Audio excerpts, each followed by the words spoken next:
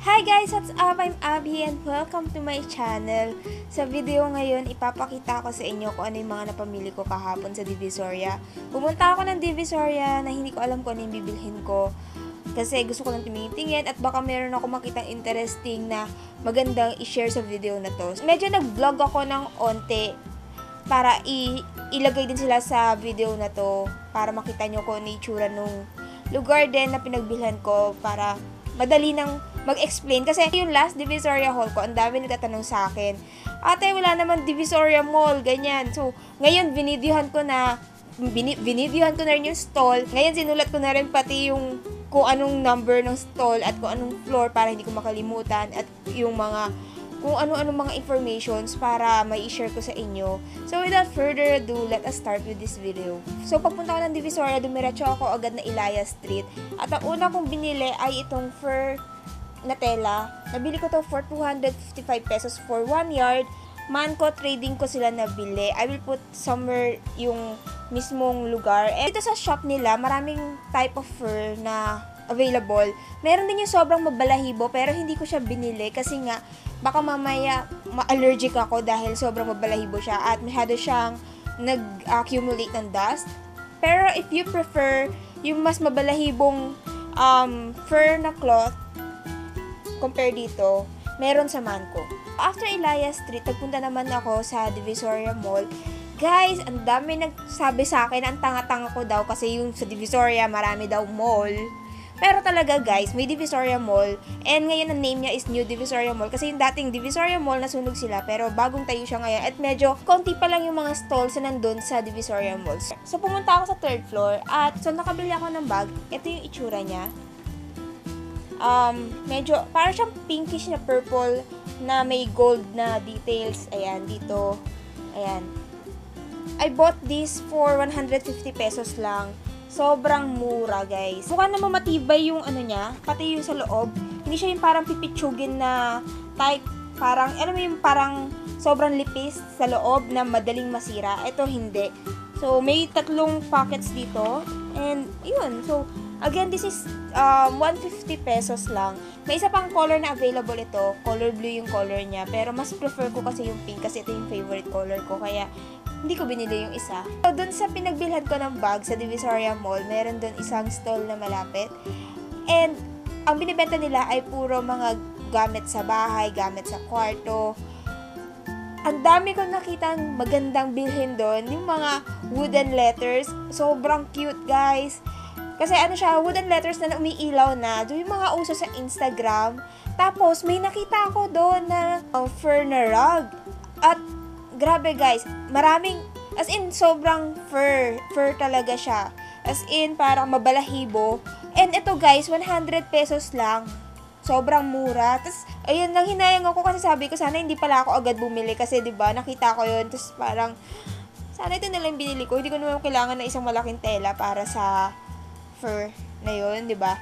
Pero, doon mismo sa shop na yun, may nakita rin ako na rug na gusto kong bilhin kasi ilalagay ko siya sa labas ng pintuan ko dahil sobrang cute niya at feeling ko magmamatch siya sa aesthetic ng room ko. And ito siya, rubber mat lang siya na may flower na parang Pinterest type or diba, ang cute tapos nasabi niya home. So itong bracelet na to, hindi ko to binili. Si mama ko yung bumili nito. Nabili lang niya sa may bangketa dun sa papuntang 168. And ang sabi ni kuya, hindi daw to nag-fade. Pero nakikita ko ngayon, unti-unti na siya nag-fade. So, ayun. Parang hindi na ako naniwala.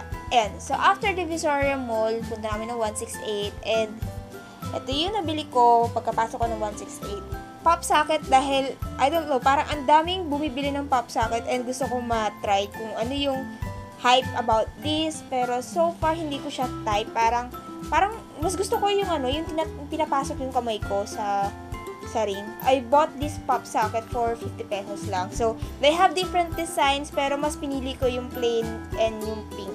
So, sa 168 Mall, 2nd floor, malapit sa bilihan ng Hong Kong style waffles, ay nakakita ko ng sobrang cute na headbands. And ito sila.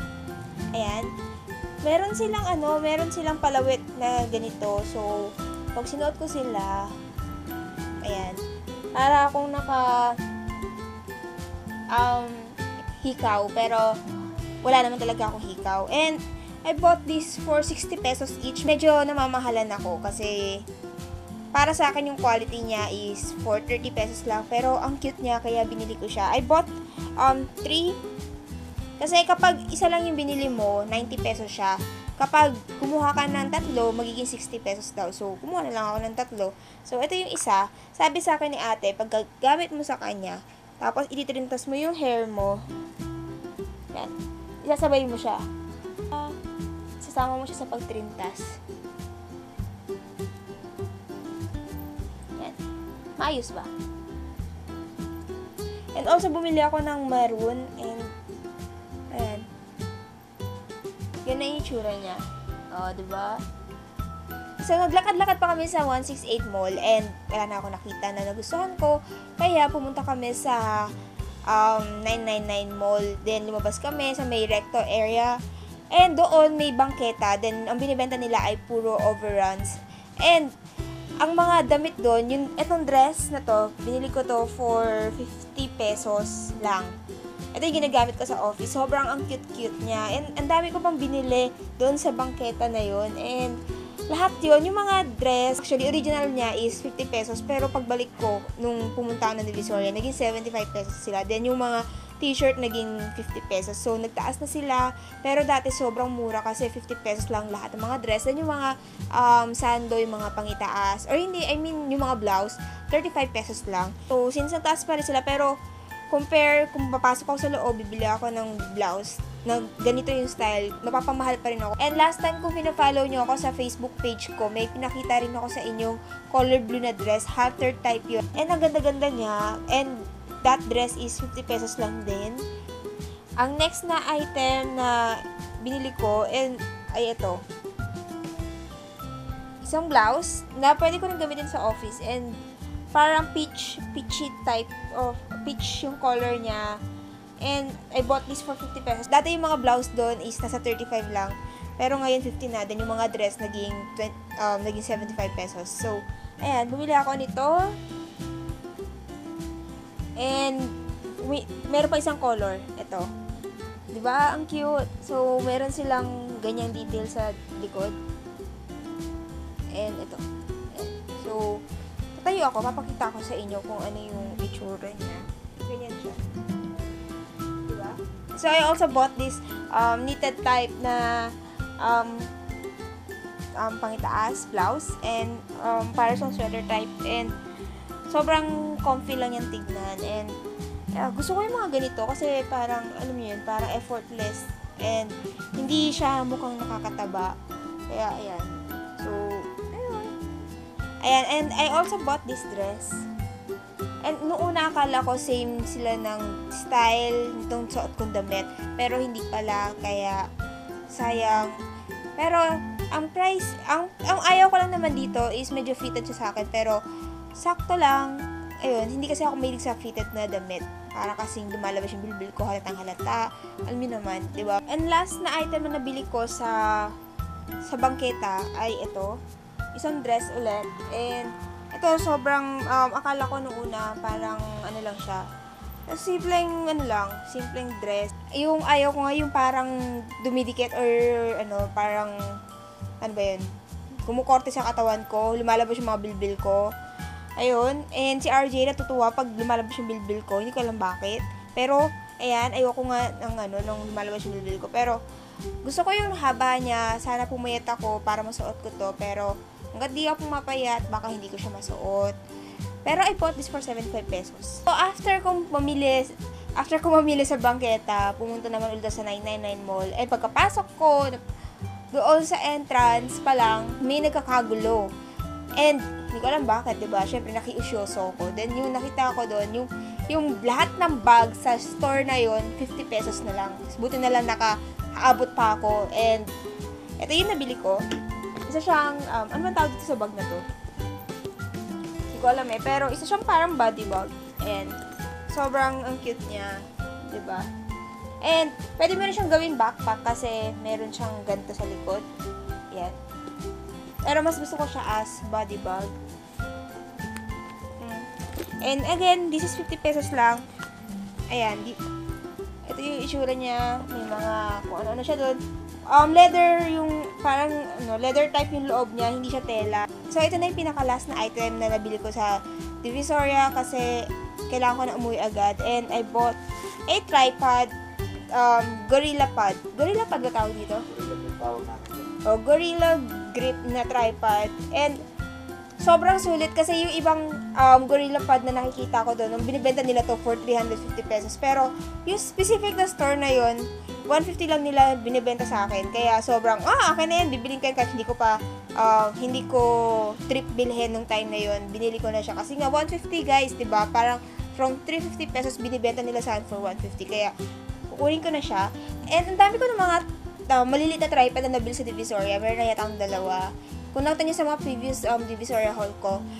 Pero, naiinis ako sa kanila kasi once na nilalagay ko yung camera ko dito, kunyari, minamount ko yung camera ko dito sa tripod, bigla siyang gumagano, bumabaksak, natatakot ako baka masira yung camera. Pero, ito, mukhang matibay naman siya and alam ko hindi niya pababayaan yung camera ko. I really hope na magtatagal ang pagsasama namin. Pero, ayun, so far, gusto ko siya, nagagamit ko siya ng maayos, and 150 pesos, guys. Ito, munti ko na makalimutan na i-share sa inyo, pero nabili ko din sa Divisoria, dun sa may labas ng Divisoria Mall. Ay, parang kahilera siya ng Ilaya Street, pero hindi siya dun. Sa kabilang street siya. And ito yung mga wooden letters, or kung ano man tawag niya dito, pero hindi ko alam kung ano kasi dapat itawag, pero ang palagi ko naririnig is wooden letters, na hindi gawa sa wood. Gawa siya sa papel. And mga parang carton type. And yan, bumili ako ng mga letters. Hindi ko pa alam kung ano yung gagawin ko dito or saan siya ilalagay. Pero, ayan, ayan, mga nakalagay, ini-spell lang niya yung name ko. And nabili ko to for 20 pesos each letter. Pero, kung ako sa inyo, guys, puntahan nyo yung nasa Divisoria Mall.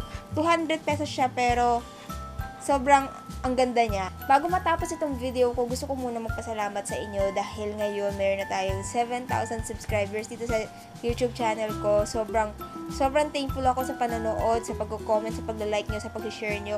So, ngayon, nag-prepare ako ng simple giveaway. And sobrang papasalamat ako sa mga sponsors ng giveaway na to dahil kung hindi sa kanila, hindi magiging bongga itong giveaway na to. So, ngayon, kung gusto nyo malaman kung ano yung mga items na makukuha nyo for this giveaway, click nyo lang yung I button dito, or siguro nandito siya, or nasa description box siya sa baba. And that's it for today's video. Sana nag-enjoy kayo sa panonood. If hindi pa kayo nakasubscribe, please click the subscribe button para palagi kayong maging updated every time na mag-upload ako ng bagong video. Please give me a thumbs up dahil nagbuwis-buhay ako, dinala ko yung camera ko sa Divisoria. Alam niyo naman kung gaano kadelikado magdala ng mga kung ano-anong gadget sa Divisoria. So please give me a thumbs up para parang sabihin niyo sa akin na yes, I did a good job, 'di ba? Parang gano'n. So, that's it, guys. I hope to see you again on my next video. Bye.